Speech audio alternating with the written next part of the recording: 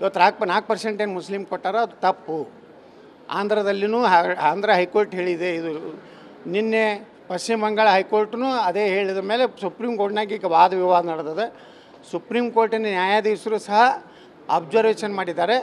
ಧರ್ಮ ಆಧಾರಿತ ಮೀಸಲಾತಿ ಕೊಡೋದು ತಪ್ಪತ್ತು ಅದನ್ನು ಹೇಳಿದ್ದಾರೆ. ಅದು ಫೈನಲ್ ಜಡ್ಜ್ಮೆಂಟ್ ಬಂದ ಮೇಲೆ ನಾವು ಏನು ಅಫಿಡೇಟ್ ಹಾಕಿವಲ್ಲ ಕೇಂದ್ರದಲ್ಲಿ, ಅದು ನಿಶ್ಚಿತವಾಗಿಯೂ 2CD ಅಪೇಲ್ಡ್ ಆಗತ್ತೆ. ಈಗ ಸದನದಲ್ಲಿ ಇವತ್ತು ಸರ್ಕಾರ ಲಾಠಿ ಚಾರ್ಜನ್ನು ಸಮರ್ಥನೆ ಮಾಡಿಕೊಂಡಿದೆ.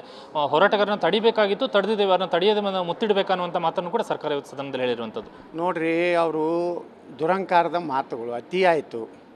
ಇವತ್ತು ಅವ್ರಿಗೇನಾಗಿದೆ, ಒಟ್ಟಾರೆ ಈ ಲಿಂಗಾಯತರಂದರೆ ಅಲರ್ಜಿ. ಸಿದ್ದರಾಮಯ್ಯನವ್ರಿಗೆ ಲಾಠಿ ಚಾರ್ಜ್ ಮಾಡಿಸಿದ್ದಾರೆ. ಮುತ್ತಿಡ್ತಾರೋ, ತುತ್ತು ಕೊಡೋರಿಗೆ ಮುತ್ತಿಡ್ತೇನೆ ಅಂತ ಹೇಳ್ಯಾರ.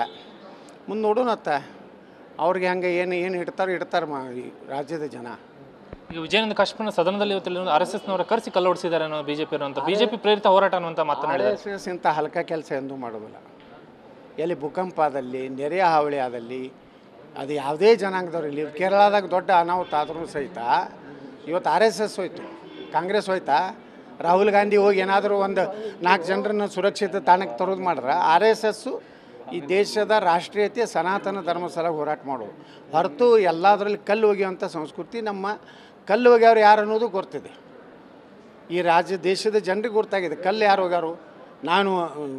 ನಾವು ಹಿಂದೂಗಳು ಎಲ್ಲರೂ ಕಲ್ಲು ಒಗ್ದಿದ್ದೀವ, ಯಾವುದಾರೆ ಮಸೂದಿ ಮೇಲೆ ಕಲ್ಲು ಒಗ್ದಿದ್ದೀವಿ ಅನ್ನತನ ಅವರೇ ಕಲ್ಲು ಒಗಿತಾರೆ. ಪೆಟ್ರೋಲ್ ಬಾಂಬ್ ಹಾಕೋರೆ ಅವರೇ. ಹಿಂದೂಗಳು ಇಂಥದ್ದು ಯಾವುದೋ ಹಲ್ಕ ಕೆಲಸ ಮಾಡೋದಿಲ್ಲ.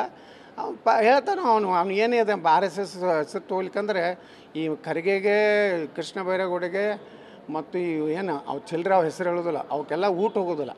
ಈಗ ಸ್ಪೀಕರ್ ಕಚೇರಿಗೆ ಹೋಗಿ ನೀವು BJP ಗಲಾಟೆ ಮಾಡಿದ್ರಿ, ಅವಕಾಶ ಕೊಟ್ಟಿಲ್ಲ ಅನ್ನುವಂಥದ್ದು ಮಾಡ್ತಾರೆ. ಇವತ್ತು 4% ಏನು ಮುಸ್ಲಿಂ ಕೊಟ್ಟಾರೋ ಅದು ತಪ್ಪು. ಆಂಧ್ರದಲ್ಲಿನೂ ಆಂಧ್ರ ಹೈಕೋರ್ಟ್ ಹೇಳಿದೆ. ಇದು ನಿನ್ನೆ ಪಶ್ಚಿಮ ಬಂಗಾಳ ಹೈಕೋರ್ಟ್ನೂ ಅದೇ ಹೇಳಿದ ಮೇಲೆ ಸುಪ್ರೀಂ ಕೋರ್ಟ್ನಾಗ ಈಗ ವಾದ ವಿವಾದ ನಡೆದಿದೆ. ಸುಪ್ರೀಂ ಕೋರ್ಟಿನ ನ್ಯಾಯಾಧೀಶರು ಸಹ ಅಬ್ಸರ್ವೇಷನ್ ಮಾಡಿದ್ದಾರೆ. ಧರ್ಮ ಆಧಾರಿತ ಮೀಸಲಾತಿ ಕೊಡೋದು ತಪ್ಪತ್ತು ಅದನ್ನು ಹೇಳಿದ್ದಾರೆ. ಅದು ಫೈನಲ್ ಜಡ್ಜ್ಮೆಂಟ್ ಬಂದ ಮೇಲೆ ನಾವು ಏನು ಅಫಿಡೇಟ್ ಹಾಕಿವಲ್ಲ ಕೇಂದ್ರದಲ್ಲಿ, ಅದು ನಿಶ್ಚಿತವಾಗಿಯೂ 2CD ಅಪೇಲ್ಡ್ ಆಗತ್ತೆ. ಈಗ ಸದನದಲ್ಲಿ ಇವತ್ತು ಸರ್ಕಾರ ಲಾಠಿ ಚಾರ್ಜನ್ನು ಸಮರ್ಥನೆ ಮಾಡಿಕೊಂಡಿದೆ. ಹೋರಾಟಗಾರನ ತಡಿಬೇಕಾಗಿತ್ತು, ತಡೆದಿದ್ದೇವೆ, ಅವ್ರನ್ನ ತಡೆಯದೆ ಮುತ್ತಿಡಬೇಕನ್ನುವಂಥ ಮಾತನ್ನು ಕೂಡ ಸರ್ಕಾರ ಇವತ್ತು ಸದನದಲ್ಲಿ ಹೇಳಿರುವಂಥದ್ದು. ನೋಡಿರಿ, ಅವರು ದುರಂಕಾರದ ಮಾತುಗಳು ಅತಿ ಆಯಿತು. ಇವತ್ತು ಅವ್ರಿಗೇನಾಗಿದೆ, ಒಟ್ಟಾರೆ ಈ ಲಿಂಗಾಯತರಂದರೆ ಅಲರ್ಜಿ. ಸಿದ್ದರಾಮಯ್ಯನವ್ರಿಗೆ ಲಾಠಿ ಚಾರ್ಜ್ ಮಾಡಿಸಿದ್ದಾರೆ. ಮುತ್ತಿಡ್ತಾರೋ, ತುತ್ತು ಕೊಡೋರಿಗೆ ಮುತ್ತಿಡ್ತೇನೆ ಅಂತ ಹೇಳ್ಯಾರ. ಮುಂದೆ ನೋಡೋಣತ್ತ ಅವ್ರಿಗೆ ಹಂಗೆ ಏನು ಇಡ್ತಾರೋ ಈ ರಾಜ್ಯದ ಜನ.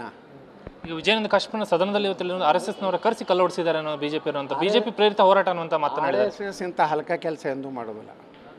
ಎಲ್ಲಿ ಭೂಕಂಪ ಆದಲ್ಲಿ, ನೆರೆಯ ಹಾವಳಿ ಆದಲ್ಲಿ, ಅದು ಯಾವುದೇ ಜನಾಂಗದವ್ರಲ್ಲಿ, ಕೇರಳದಾಗ ದೊಡ್ಡ ಅನಾಹುತ ಆದ್ರೂ ಸಹಿತ ಇವತ್ತು RSS ಹೋಯ್ತು, ಕಾಂಗ್ರೆಸ್ ಹೋಯ್ತಾ, ರಾಹುಲ್ ಗಾಂಧಿ ಹೋಗಿ ಏನಾದರೂ ಒಂದು 4 ಜನರನ್ನು ಸುರಕ್ಷಿತ ತಾಣಕ್ಕೆ ತರೋದು ಮಾಡ್ರೆ RSSಸು ಈ ದೇಶದ ರಾಷ್ಟ್ರೀಯತೆ ಸನಾತನ ಧರ್ಮ ಸಲ ಹೋರಾಟ ಮಾಡೋದು ಹೊರತು ಎಲ್ಲದರಲ್ಲಿ ಕಲ್ಲು ಒಗೆಯುವಂಥ ಸಂಸ್ಕೃತಿ ನಮ್ಮ ಕಲ್ಲು ಒಗೆಯವ್ರು ಯಾರು ಅನ್ನೋದು ಗೊತ್ತಿದೆ. ಈ ದೇಶದ ಜನರಿಗೆ ಗೊತ್ತಾಗಿದೆ ಕಲ್ಲು ಯಾರು ಒಗ್ಯಾರು. ನಾವು ಹಿಂದೂಗಳು ಎಲ್ಲರೂ ಕಲ್ಲು ಒಗ್ದಿದ್ದೀವ, ಯಾವುದಾರೆ ಮಸೂದಿ ಮೇಲೆ ಕಲ್ಲು ಒಗ್ದಿದ್ದೀವಿ ಅನ್ನತನ ಅವರೇ ಕಲ್ಲು ಒಗಿತಾರೆ. ಪೆಟ್ರೋಲ್ ಬಾಂಬ್ ಹಾಕೋರೆ ಅವರೇ. ಹಿಂದೂಗಳು ಇಂಥದ್ದು ಯಾವುದೋ ಹಲ್ಕ ಕೆಲಸ ಮಾಡೋದಿಲ್ಲ.